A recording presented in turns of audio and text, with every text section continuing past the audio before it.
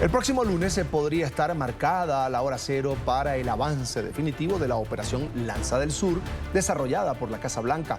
Ese día entrará en vigor la designación del Cartel de los Soles como organización terrorista extranjera, es decir, ese grupo criminal, sus aliados serán tratados como los peores enemigos de Estados Unidos. El secretario de Guerra, Pete Hegseth, advirtió que el Pentágono dispondrá desde el lunes de un abanico de nuevas opciones para que finalmente el hemisferio esté libre de narcotráfico. La designación del Cartel de los Soles como organización terrorista extranjera será efectiva el lunes. Estados Unidos ha sido claro en los parámetros de esta declaración.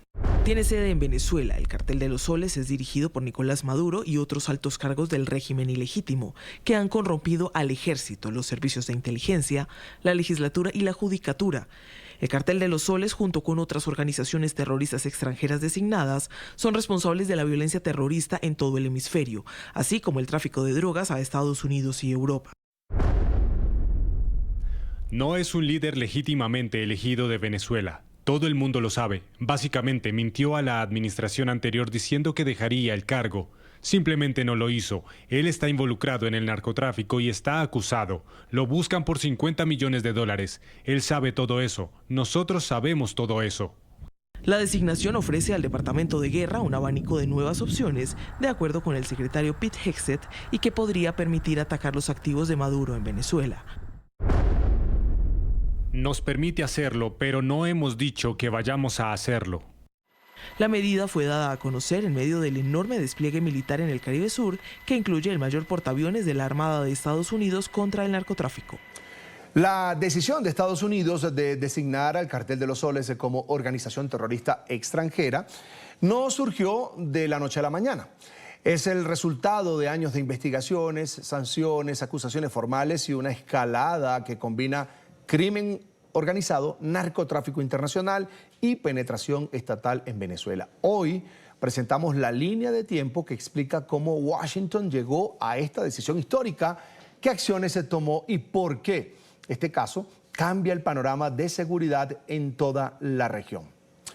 En marzo del 2020, Nicolás Maduro y 14 funcionarios venezolanos son acusados por el Departamento de Justicia de los Estados Unidos de narcoterrorismo por conspiración para importar cocaína.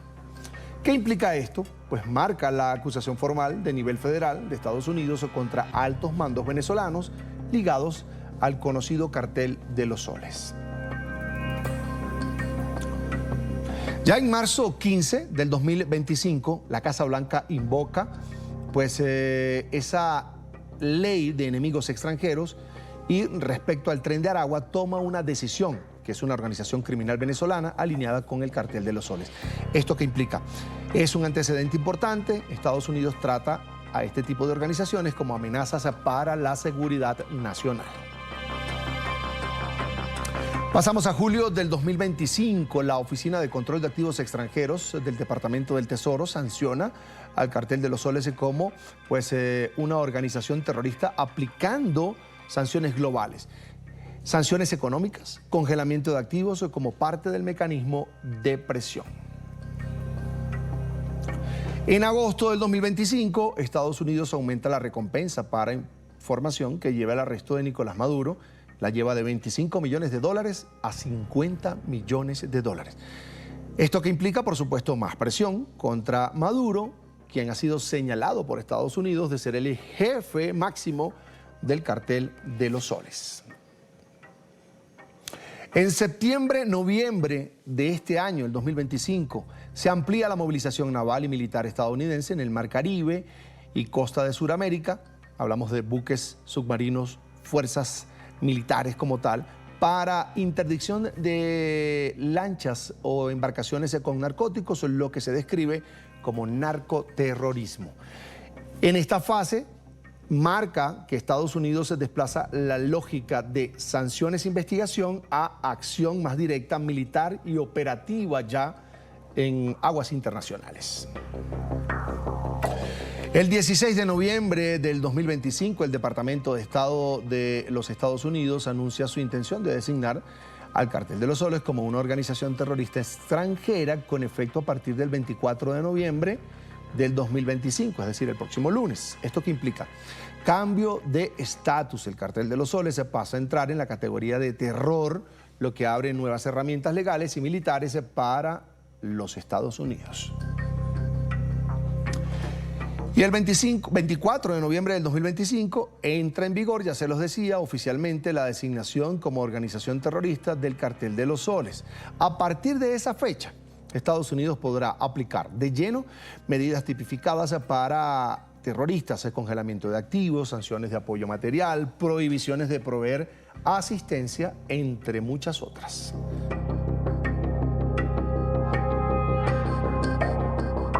Para hablar sobre este tema hemos invitado a Olaguer Chacón, analista internacional, especialista en geopolítica, ya está en pantalla, nos acompaña desde Toronto, Canadá. Bienvenido a la tarde de NTN 24. Gracias, gusto en saludarlos. Es un gusto. Hablemos primero de las implicaciones geopolíticas que se desprenden del hecho de que Estados Unidos designe, eso ya lo sabíamos, al Cartel de los Soles como una organización terrorista extranjera. El problema es que el lunes ya entra en vigor esta designación. Comencemos por allí. Sí, hay varios elementos muy importantes, justamente en lo que se refiere a los aliados que pudiera tener Maduro a nivel internacional. Con la designación de organización terrorista internacional se busca disminuir las posibilidades que actores relacionados con el gobierno venezolano o que tengan intereses económicos interactúen, apoyen para mantener al gobierno venezolano. Lo hemos visto muy recientemente en las noticias, cómo diferentes actores han tratado de prestarle importancia a Maduro como agente del narcotráfico, e incluso hablan de cualquier operación que podría resultar en el caos en el país, solo porque tienen intereses económicos. Y lo que se busca precisamente es deslegitimar estas posiciones. Y a su vez obligar a los bancos y a los gobiernos de diferentes países a colaborar para información clave. El otro aspecto es que parece que el destino de Venezuela está vinculado con Ucrania, porque por una parte busca el aislamiento del gobierno venezolano a nivel internacional, pero también tenemos que tomar en cuenta el momentum en el que esto está ocurriendo, porque ambas noticias que están ocurriendo al mismo tiempo no son gratuitas. Por una parte, Trump se está comprometiendo o favoreciendo las posiciones de Rusia en Ucrania, ¿a cambio de qué? Es la gran pregunta. Bien, si nos centramos en lo que dijo el secretario de Guerra de los Estados Unidos, Pete Hegseth, que dijo que desde el lunes el Pentágono dispondrá de un abanico de nuevas opciones. ¿De qué tipo de opciones hablamos en términos militares? Ya hablaba de algunas legales, la intervención o el cerco a través de bancos, y diplomáticos. Sí, es muy interesante porque aunque pareciera que lo más importante en esta declaración son las herramientas jurídicas y financieras, por supuesto que el uso de la fuerza está allí presente. Ese tamaño de movilización no está simplemente para hacer alardes de fuerza, sino para tenerlos allí en cuenta, movilizados. Está en la mesa, indudablemente. Por ahora, lo que pareciera es que el foco va a estar en el ámbito financiero. Lo que cambia es que mientras previamente las sanciones se dirigían a individuos y se requería un proceso mucho más largo a la hora de obtener, congelar bienes o decomisar bienes, en este caso el gobierno ahora lo puede hacer preventivamente. Y la idea es, antes de llegar al uso de la fuerza, es debilitar aún más al gobierno de Maduro, eliminar cualquier apoyo internacional y, sobre todo, aumentar los costos de cualquier apoyo que pueda surgir en países de la región, entre ellos Colombia.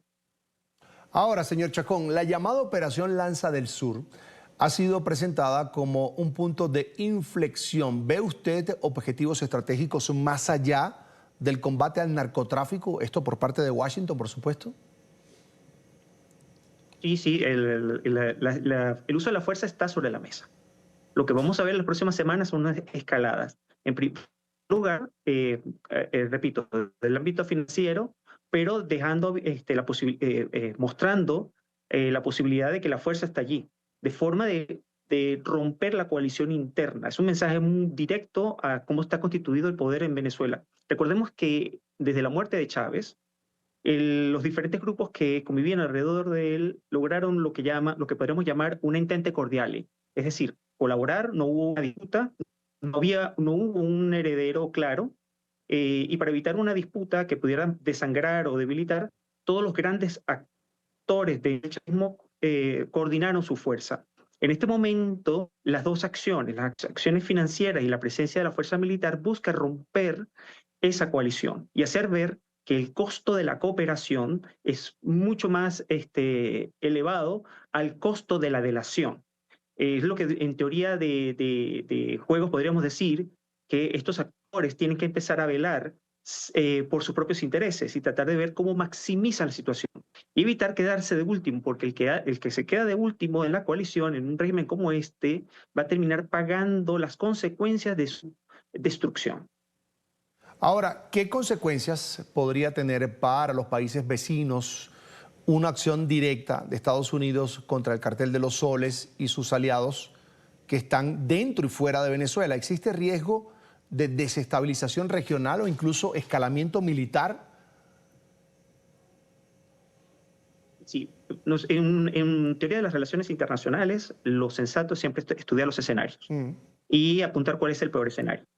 Lo común, lo más reciente, es que ha habido la comparación con Libia e Irak, pero yo no estoy de acuerdo con esa posición. Yo estoy de acuerdo que, en efecto, puede haber un escenario bastante negativo. Como repito, es una sensatez siempre pensar en cuál es el peor escenario, pero a su vez darse cuenta que las características políticas de la región, y específicamente de Venezuela, son muy diferentes a los ejemplos que se han mostrado. En primer lugar, porque Venezuela tiene una cultura democrática y ha tenido experiencia democrática. En segundo lugar, existe un liderazgo claro que tiene capacidad de amalgamar los diferentes sectores del país. Y en tercer lugar, está la experiencia de los años 70, cuando en Venezuela hubo las guerrillas, como en buena parte de América Latina, y que sin embargo lograron desmembrarse en los años 70 y recientemente en los años 80, porque el boom petrolero permitió que el Estado fuera capaz de desarrollar una clase media lo suficientemente fuerte como para quitarle ese respaldo social a los grupos guerrilleros. O sea que Venezuela tiene una experiencia totalmente diferente. Indudablemente en el plazo puede haber, por supuesto, la posibilidad de la externalización del conflicto, eso es indudable. Pero decir que va a ser el escenario del caos, desde el desmembramiento del país, como está ocurriendo con Siria, que tiene bastante incertidumbre, o como ocurrió en Irak, yo pienso que es exagerado. Señor Chacón, ¿cómo podrían reaccionar actores internacionales? Ya usted habló de algo que está pasando en Europa del Este con Ucrania, con Rusia, la propuesta de Estados Unidos, pero ¿cómo podrían reaccionar Rusia, China, Cuba, que son aliados del régimen venezolano frente a un mayor emplazamiento o involucramiento de Estados Unidos militarmente en el hemisferio como tal? Bueno, China ha actuado muy poco, ha hecho lo que diríamos el ABC de la diplomacia, por supuesto, hacer alertas, hacer valer su posición como superpotencia internacional, pero en el caso venezolano ha sido muy acomedido. En el caso de Cuba, el régimen cubano sabe que depende directamente de los beneficios que le trae mantener a Maduro en el poder. Incluso Irán ha hablado recientemente de la posibilidad. Para Irán el uso de la fuerza sí es completamente creíble, e incluso ha lamentado que esa posibilidad esté allí. Y en el caso de Rusia, yo lo que estoy viendo es que si nosotros analizamos exclusivamente esta oferta de paz que está haciendo, esta propuesta de paz que hizo Estados Unidos con Rusia, en el cual casi todas las tesis rusas se cumplen, me hacen pensar que algo tuvo que dar Rusia a Estados Unidos a cambio.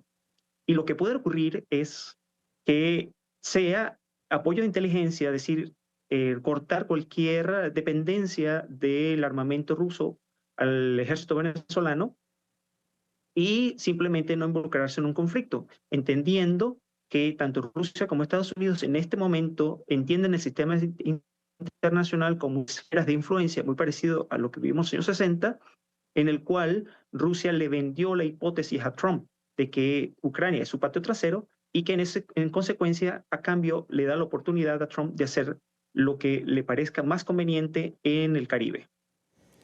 Señor Chacón, cuesta creer que después de ese despliegue militar de los Estados Unidos en aguas internacionales, en el Caribe Sur, de las operaciones que adelanta también en el Pacífico, contra carteles mexicanos desde posiciones estratégicas, y tras haber designado o señalado o dicho que Nicolás Maduro es el jefe del cartel de los soles, no pase nada. Cuesta mucho creer que vayan a hablar y que la solución a eso que vive Venezuela, que es una crisis política, económica y de todos los niveles, pero que tiene que ver con el cartel de los soles y las operaciones de Estados Unidos, termine en una conversación, entre comillas, amable entre Donald Trump y Nicolás Maduro. ¿Qué opinión tiene de esto? Sí, no, es que a mí también me cuesta creer, sobre todo porque si hay un detalle importante de Trump, es que él depende muchísimo de la opinión pública. Y en noviembre pasado, y recientemente en las elecciones, se demostró que su gobierno empieza a mostrar señales de cansancio. Él necesita mostrar un éxito internacional, algo que eleve la moral, sobre todo en un sector que se le está empezando a voltear, que es el votante hispano. El votante hispano había apoyado a Trump en las elecciones del año pasado, sobre todo por la tradición de los hispanos de ser altamente conservadores. La comunidad hispana había hablado de la inflación, de la economía, pero también se había identificado con el movimiento anti-gay y anti-migratorio de Trump, anti-abortos también, pero como se ha venido desarrollando la economía en los últimos 10 meses, en el que la inflación ha sido bastante notoria, en el que los ciertos sectores de la economía se han venido sintiendo golpeados por el efecto de los aranceles y sobre todo por la demonización de la comunidad hispana dentro de Estados Unidos, los hispanos se han venido volteando. Y Trump necesita mostrar una carta que le sirva a retomar a ese sector, sobre todo en bastiones que suelen apoyar a los republicanos, como el caso de Florida y de Texas, en el que pareciera que las encuestas empiezan a mostrar un cansancio del votante hispanoamericano en contra de los republicanos. Por eso yo sí creo que Trump quiere concluir victoria en este caso, solo que lo que puede ocurrir en los próximos días es que se van a aumentar las sanciones financieras, sobre todo porque lo que ha cambiado es que las sanciones previamente eran sanciones individuales. Ahora se puede incluso sancionar a colectivos, es decir, el gobierno de Estados Unidos podría determinar que todos los generales son responsables y por consiguiente congelar bienes o incautar bienes de todos los generales. O, para decir un ejemplo, antes de esta declaración, si un juez liberaba a una persona que fuera acusada de narcotráfico, simplemente se le podría considerar un juez corrupto, pero no se le hacía partícipe del negocio. En este caso, una de las características de este acuerdo es lo que llaman el apoyo material.